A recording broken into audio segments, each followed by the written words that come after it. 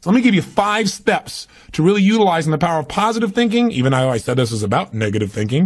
And then let me show you how to use negative thinking in an assignment, how to make negative thinking something that's useful for you.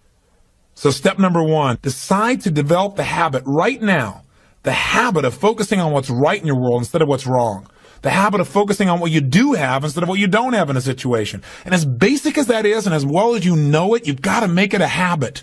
Because those habits form the chain of your ultimate character, of who you become and how you end up living your life. We've got to condition ourselves, because if we don't, we'll go back to the automatic state that most people live in today's society. The way to develop the habit is to go on a mental diet.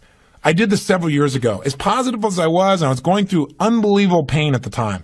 I'd had some major disappointments, some frustrations. I felt like I'd given it all. But what turned me around is one day I picked up this book called The 7-Day Mental Diet. It was a little tiny little booklet. And all the booklet really did was, for about 12 of the 14 pages, it challenged me to really see if I could really truly, for 7 days, live my life without one negative thought. And it kept saying throughout the book, now don't just say, yeah, I can do it, and don't just say, I'm going to do it. Think for a while before you commit to this. Don't actually commit unless you're really going to do it for 7 straight days, no matter what. It doesn't mean you don't have a negative thought. It just means that if you have a negative thought, you don't speak it. You set it aside. You forget about it. Or you replace it. If you say something negative, you go erase. What I really mean is this. Or you say, that's not what I mean. Here's what I mean is this. And you immediately focus on something good. It's not that nothing negative ever comes out. It's that you immediately do not allow yourself to hold a negative feeling, a negative thought for 7 straight days, day and night. Even when it gets tough. Even when somebody disappoints, frustrated. Even when your response still turns up lousy. Listen, if all I did was rant and rave on this tape and you didn't listen to anything else I said, but you took on this 7-day challenge, you can't believe what it'll do to your life. Now, I got to tell you, when I first read the book, I thought, wait a second. Being positive isn't going to change my life. I got to deal with the real problems around me, those real challenges that are out there. I don't want to just be positive.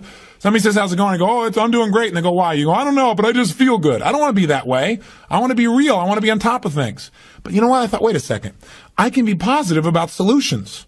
I can still notice that there's some challenges out there without being negative about it. I can look at the challenges and say, okay, here's what's good about this. Here's how we can use this. Here's how we can turn this thing around.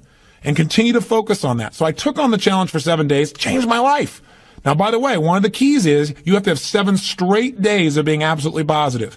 Not one negative thought, not one negative expression that you hold on to. Got to let go of it immediately. If you do not do this, if you're 3 days into it and you do well, and then you have a bunch of negativity, you got to start over.